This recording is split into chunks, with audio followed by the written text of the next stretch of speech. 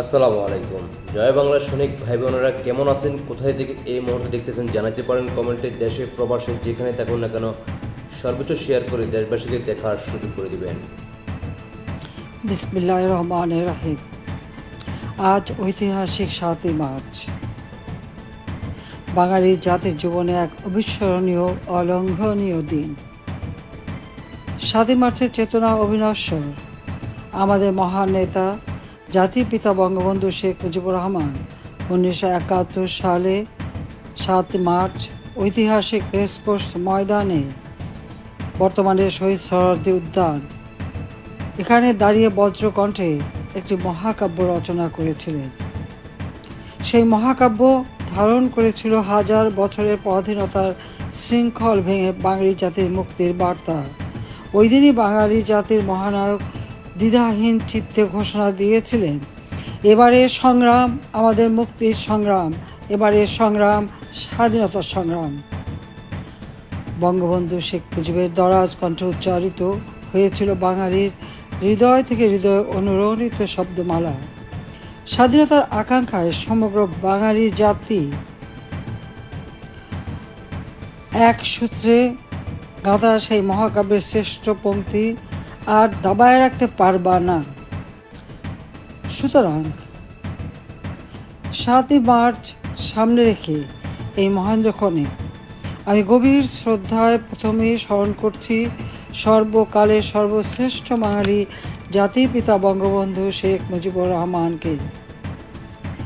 কৃতজ্ঞ চিত্তে স্মরণ করছি জাতীয় চার নেতা, মহান মুক্তিযুদ্ধে ৩০ লাখ শহীদ ও ২ লাখ সম্ভ্রমহারা মা বোন এবং অগণিত বীর মুক্তিযোদ্ধাকে, যাদের মহান আত্মত্যাগের মধ্য দিয়ে আমরা অর্জন করেছি স্বাধীন সার্বভৌম বাংলাদেশ, এনেছি বিজয় ছিনিয়ে।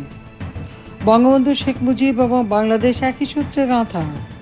পূর্ব বাংলার মানুষের ন্যায্য অধিকার আদায় এবং পৃথিবীর মানচিত্রে তাদের জন্য একটি স্বাধীন ভূখণ্ড প্রতিষ্ঠার লক্ষ্য নিয়েই জাতির পিতা শেখ মুজিব পাকিস্তানিদের বিরুদ্ধে দীর্ঘ ২৪ বছর লড়াই সংগ্রাম করেছেন, জেল জুলুম অত্যাচার সহ্য করেছেন এবং সকল আন্দোলনের নেতৃত্ব দিয়েছেন।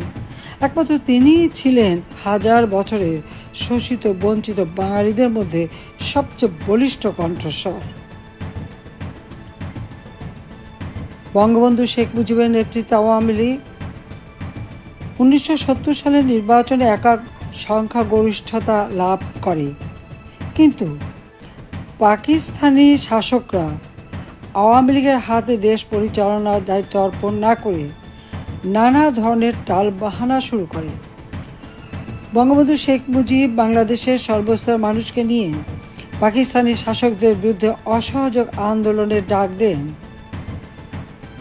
৭ই মার্চ ভাষণ আমাদের মহান স্বাধীনতা অর্জনের অমর বাণী। ১৯৭১ সালে মহান মুক্তিযুদ্ধ চলাকালীন এই অমর বাণী প্রতিটি মুক্তিযোদ্ধাকে প্রেরণা জুগিয়েছিল। জাতির পিতা বঙ্গবন্ধু শেখ মুজিবুর রহমান বীর বাঙালিদের অবশ্যম্ভাবী বিজয়কে উৎকীর্ণ করেন তার ভাষণের শেষ দুটি শব্দে, জয় বাংলা স্লোগানে। রাজনীতির কালোজয়ী মহাকবি বঙ্গবন্ধু শেখ মুজিব এই ভাষণের মাধ্যমে দেশের শাসনভার জনগণের হাতেই তুলে দেন। ক্ষমতাকে কী করে নিয়ন্ত্রিতভাবে সকলের কল্যাণে ব্যবহার করতে হয় তাও বুঝিয়ে দেন, শিখিয়ে দেন আত্মরক্ষামূলক কিংবা প্রতিরোধক সমরনীতি, যুদ্ধকালীন সরকার ব্যবস্থা এবং অর্থনীতি। সেই মর্মস্পর্শী বর্জনীনাথ ৭ কোটি বাঙালির হৃদয়কে বিদ্যুৎ গতিতে আবিষ্ট করেছিল। একটি ব্রিটিশ পত্রিকা বঙ্গবন্ধু ভবনকে ১০ নম্বর ডাউনিং স্ট্রিটের সঙ্গে তুলনা করেছিল। ৭ই মার্চের ভাষণ শুনে ঢাকায় রাষ্ট্রপতির বাসভবনে বাঙালি বাবুর্চি অসহযোগ আন্দোলন করেছিল এবং পাকিস্তানের প্রেসিডেন্ট ইয়াহিয়া খান তখন ঢাকায়, তার জন্য রান্না করা বন্ধ করে দিয়েছিল। ৩২ নম্বর বাড়িতে টেলিফোন করে সেখান থেকে অনুমতি নিয়েই কিন্তু তারা সেখানে কাজ করেছিল। জাতির পিতা বঙ্গবন্ধু শেখ মুজিব তার এই অসহযোগ আন্দোলনে এবং ৭ই মার্চের ভাষণে প্রতিটি মানুষকে নির্দেশ দিয়েছিলেন, ঘরে ঘরে দুর্গ গড়ে তোলো, তোমাদের যার যা কিছু আছে তাই নিয়ে শত্রু মোকাবেলা করতে হবে। তিনি আরও বলেছিলেন, আমি যদি হুকুম দেবার নাও পারি তাহলে রাস্তাঘাট যা কিছু আছে সব বন্ধ করে দেবে। পাকিস্তানি হানাদা বাহিনী 1971 সালের 25শে মার্চ নিরস্ত্র বাঙালির উপর সশস্ত্র হামলা চালায়। কারণ জাতির পিতার নির্দেশেই এদেশের মানুষ ইয়াহিয়ার শাসনকে অগ্রাহ্য করে। মিলিটারি ডিক্টেটর ইয়াহিয়ার সকল কর্তৃত্ব বাঙালির উপর থেকে একেবারে তিরোহিত হয়ে যায়। বঙ্গবন্ধু শেখ মুজিব ওই 32 নম্বর বাড়ি থেকে যে যে নির্দেশ দিতেন, বাঙালি জাতি অক্ষরে অক্ষরে তা পালন করত। তাই 25শে মার্চ যখন গণহত্যা শুরু করে, এরপরই সেই রাতে অর্থাৎ 26শে মার্চের প্রথম প্রহরে জাতির পিতা বঙ্গবন্ধু শেখ মুজিব আনুষ্ঠানিকভাবে স্বাধীনতার ঘোষণা করেন। এরপরই তাকে গ্রেপ্তার করে নিয়ে যাওয়া হয়। কিন্তু বাংলার দামাল ছেলেরা যার যা কিছু আছে তাই নিয়ে যুদ্ধে ঝাঁপিয়ে পড়ে এবং পাকিস্তানি হানাদার বাহিনীকে বাংলার মাটিতে পরাস্ত করে 16ই ডিসেম্বর 1971 সালে স্বাধীনতার লাল সূর্য ছিনিয়ে আনে। বাংলাদেশের প্রথম রাষ্ট্রপতি বঙ্গবন্ধু শেখ মুজিব পাকিস্তানের বন্দিদশা থেকে মুক্তি পেয়ে 1972 সালের 10 জানুয়ারি তার স্বদেশ ভূমি প্রিয় বাংলাদেশে ফিরে আসেন। তাঁর স্বপ্নের স্বাধীন বাংলাদেশ পুনর্গঠনে আত্মনিয়োগ করেন।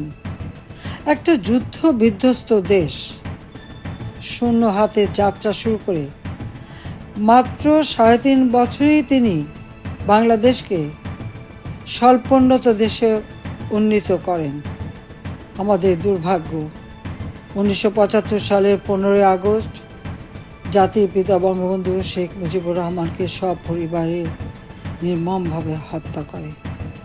শুধুমাত্র বঙ্গবন্ধু শেখ মুজিবকে না, একই সাথে আমার মা, আমার 3 ভাই, ভ্রাতৃবধূ সহ পরিবারের 18 জন মানুষকে নির্মমভাবে হত্যা করে। এবং এই হত্যার মধ্য দিয়ে 1971 সালে যে শক্তিকে বাঙালিরা পরাজিত করেছিল এবং এদেশের যারা পাকিস্তানি হানাদার বাহিনীর দোসর ছিল, আল বদর, আল শামস রাজাকার বাহিনী গড়ে তুলে এদেশের মানুষকে গণহত্যা, ধর্ষণ, নির্যাতন, অগ্নিসংযোগ করে স্বাধীনতার প্রতিটি ক্ষেত্রে প্রতিবন্ধকতা সৃষ্টি করেছিল, তারাই যেন পরাজয়ের প্রতিশোধ নেয়। শুধু তাই না, 15ই আগস্ট জাতির পিতাকে হত্যার পর বাংলাদেশে হত্যা, কুসহজতের রাজনীতি শুরু হয়। 7ই মার্চের ভাষণ নিষিদ্ধ করা হয়, জয় বাংলা স্লোগান নিষিদ্ধ করা হয় এবং আমাদের স্বাধীনতার ইতিহাস এবং ভাষা আন্দোলনের ইতিহাস থেকে বঙ্গবন্ধু শেখ মুজিবের নাম মুছে দিতে উদ্যত হয়। তবে বাংলাদেশের মানুষ কিন্তু থেমে থাকেনি। জীবনের ঝুঁকি নিয়েও ওই 7ই মার্চের ভাষণ প্রতি বছর তারা বাজাতে শুরু করে। 1996 সালে দীর্ঘ 21 বছর পর আওয়ামী লীগ রাষ্ট্র পরিচালনার দায়িত্ব গ্রহণ করে জনগণের ভোটে নির্বাচিত হয়ে। গণতান্ত্রিক অধিকার ক্যান্টনমেন্ট থেকে জনগণের হাতে ফিরিয়ে দেয়। জাতিপিতা বঙ্গবন্ধু শেখ মুজিবুর রহমানের খুনিদেরকে অবৈধভাবে ক্ষমতা দখলকারী মিলিটারি ডিক্টেটর জিয়াউর রহমান দায় মুক্তি অধ্যাদেশ দিয়েছিল এবং যুদ্ধাপরাধীদের যে বিচার শুরু হয়েছিল সেই বিচার বন্ধ করে দিয়ে তাদেরকে মুক্ত করে দিয়েছিল। কিন্তু আওয়ামী লীগ ক্ষমতা আসার পর বঙ্গবন্ধু শেখ মুজিবুর রহমানের হত্যাকারী এবং যুদ্ধাপরাধীদের বিচার শুরু করে এবং এই বিচারের মধ্য দিয়েই বাংলাদেশে বিচারহীনতার যে কালচার শুরু হয়েছিল তা বন্ধ হয়ে যায়। ন্যায় বিচার প্রতিষ্ঠা হয় বাংলাদেশে, দেশে আইনের শাসন প্রতিষ্ঠা হয়, জাতি গ্লানিমুক্ত হয় এবং আমরা বিশেষ করে আওয়ামী লীগ সরকার সংবিধান সংশোধনের মধ্য দিয়ে ঐতিহাসিক ৭ই মার্চের ভাষণকে সংবিধানের ১৫০(২) অনুচ্ছেদে ৫ম তফসিলে অন্তর্ভুক্ত করি। স্বাধীনতার ঘোষণাপত্র যেটা ১৯৭১ সালে ১৭ এপ্রিল মুজিবনগরে যেটা পাঠ করা হয়েছিল, গ্রহণ করা হয়েছিল, সেই ঘোষণাপত্র আমরা সংবিধানে সংযুক্ত করি, কারণ এটা একটা ঐতিহাসিক দলিল। ৭ই মার্চের ভাষণ, এই ভাষণ বাঙালি জাতিকে উদ্বুদ্ধ করেছিল। ২০১৩ সালে একজন আন্তর্জাতিক খ্যাতিসম্পন্ন সাংবাদিক এবং দার্শনিক জ্যাকব এফ ফিল্ড বিশ্বের বিভিন্ন ভাষণ নিয়ে গবেষণা করে।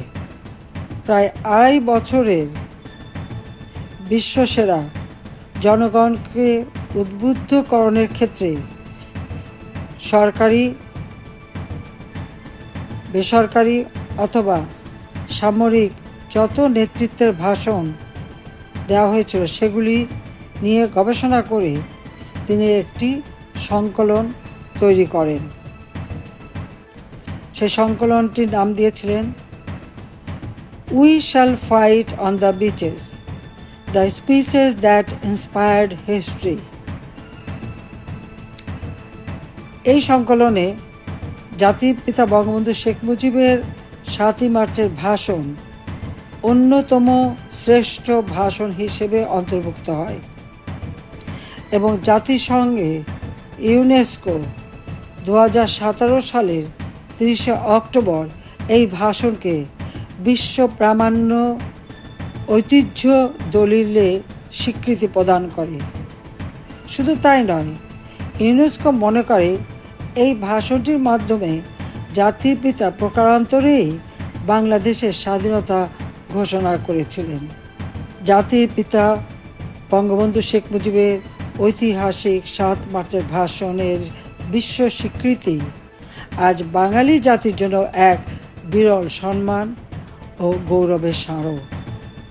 জয় বাংলা স্লোগান আমাদের উচ্চ আদালত হাইকোর্টের রায়ের উপর ভিত্তি করেই মন্ত্রিপরিষদ বিভাগ এই স্লোগানকে জাতীয় স্লোগান হিসেবে ঘোষণা করে।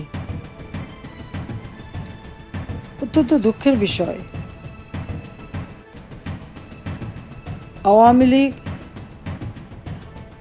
দ্বিতীয়বার ২০০৯ সালে সরকার গঠন করার পর বাংলাদেশের জনগণের আর্থসামাজিক উন্নতি করে বাংলাদেশকে উন্নয়নশীল দেশের মর্যাদায় অধিষ্ঠিত করে।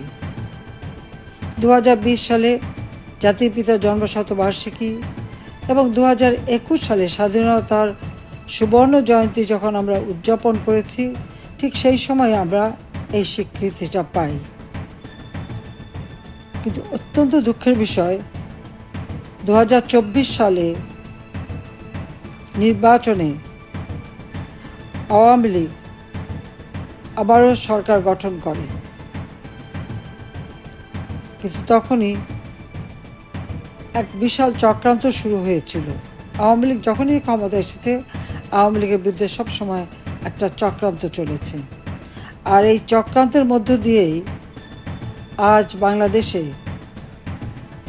অবৈধ দখলদার ফ্যাসিস্ট ইউনূস বাহিনীও দেশবিরোধী ও স্বাধীনতা বিরোধী পাকিস্তানি ভাবধারায় পরিপুষ্ট গোষ্ঠীকে প্রত্যক্ষভাবে মদত দিচ্ছে। সংবিধান লঙ্ঘন করে অবৈধভাবে ক্ষমতা দখল করে বাংলাদেশের গৌরবের ইতিহাস, বিজয়ের ইতিহাস, স্বাধীনতার ইতিহাস একে একে মুছে ফেলার চেষ্টা করা হচ্ছে। এমনকি জাতির পিতা বঙ্গবন্ধু শেখ মুজিবুর রহমানের যে বাসভবন ধানমন্ডি 32 নম্বর সড়কে, যেখান থেকে জাতির পিতা বঙ্গবন্ধু শেখ মুজিব স্বাধীনতার ঘোষণা দিয়েছিলেন, আর যে বাড়িতে তাকে নির্মমভাবে হত্যা করা হয়, যে বাড়িটি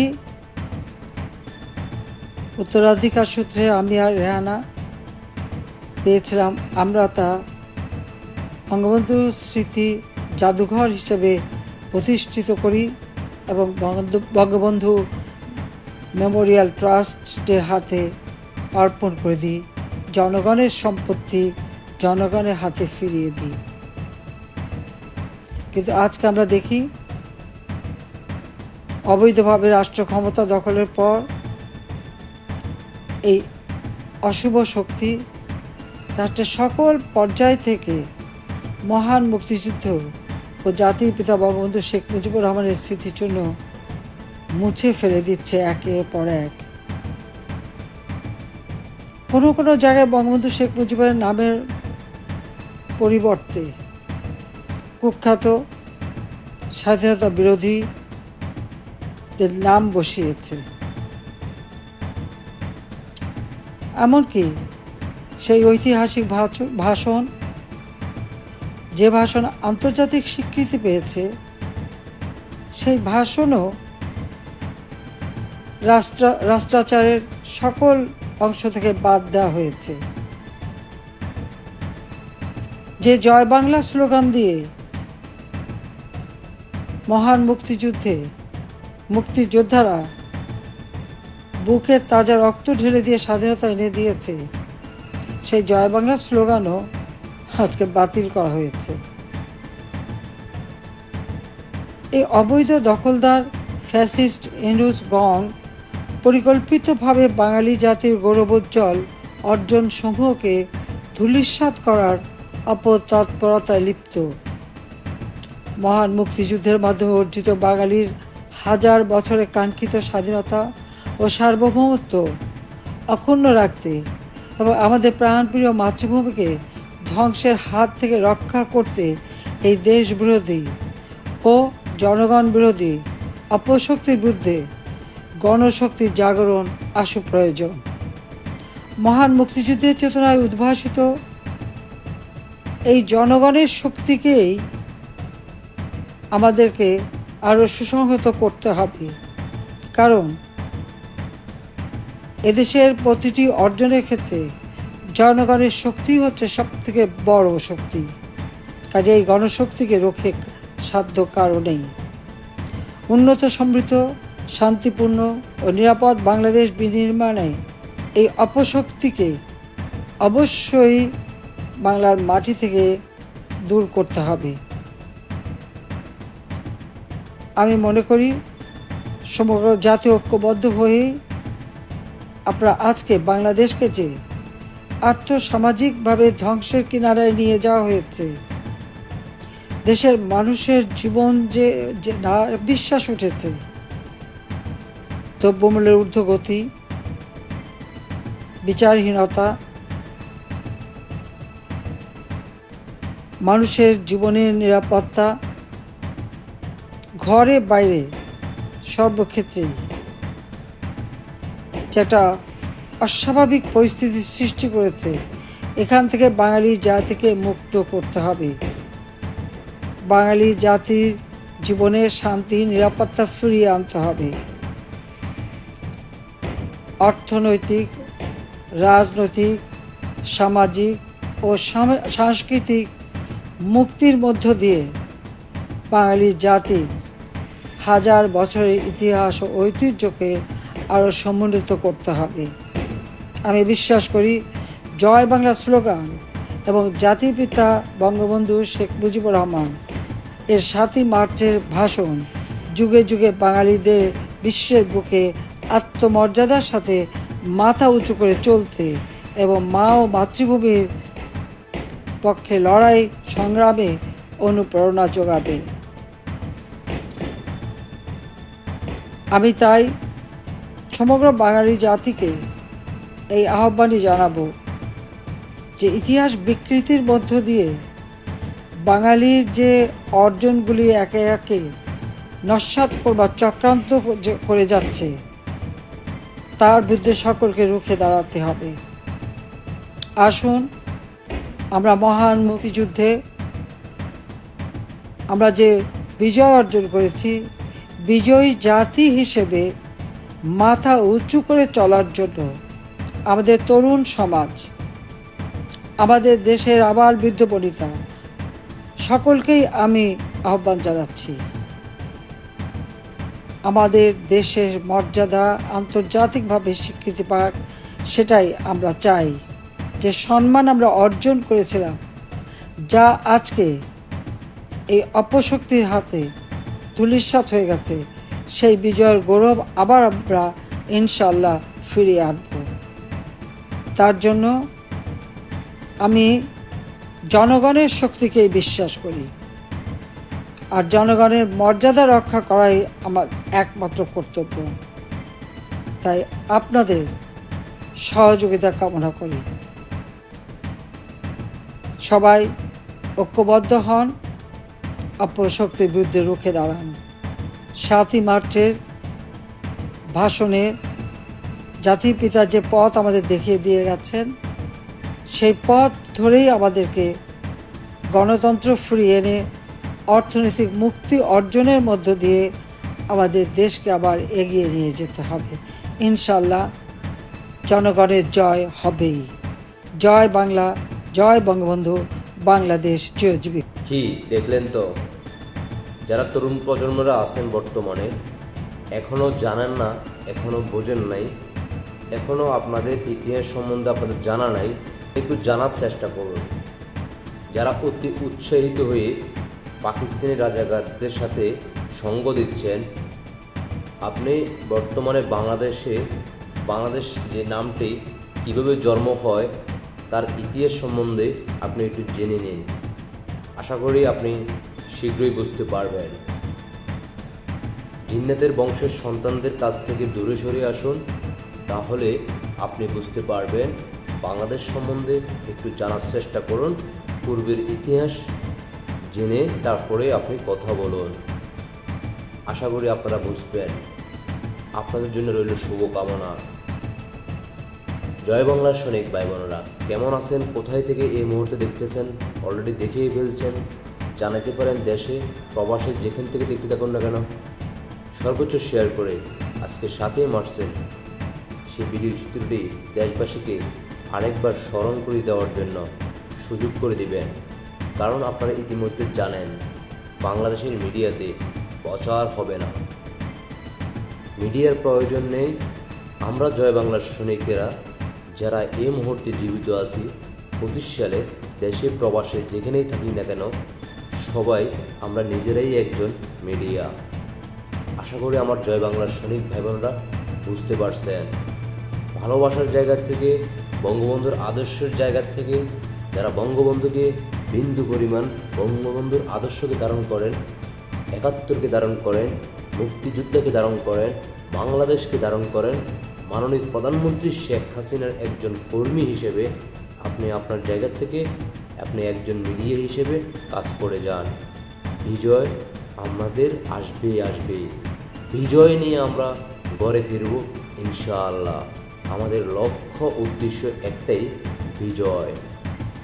আশা করি সবাই বুঝতে পারছেন। সবাইকে অসংখ্য ধন্যবাদ। আপনাদের ব্যক্তিগত মতামত কমেন্টে জানিয়ে যাবেন। ভালোবাসার জায়গা থেকে জয় বাংলার সৈনিক ভাই বোনেরা, সবাই আমার একটা ইউটিউব চ্যানেল কমেন্টে লিঙ্ক দেওয়া আছে, ফুতুল জয় ফরিদপুর TNT। সবাই ইউটিউব চ্যানেলটিকে সাবস্ক্রাইব করে দিয়ে আসবেন। আল্লাহ হাফেজ। জয় বাংলা, জয় বঙ্গবন্ধু, জয় শেখ হাসিনা। শেখ হাসিনাতে আস্থা, শেখ হাসিনার বিজয় আসবেই আসবে ইনশাআল্লাহ। আল্লাহ হাফেজ।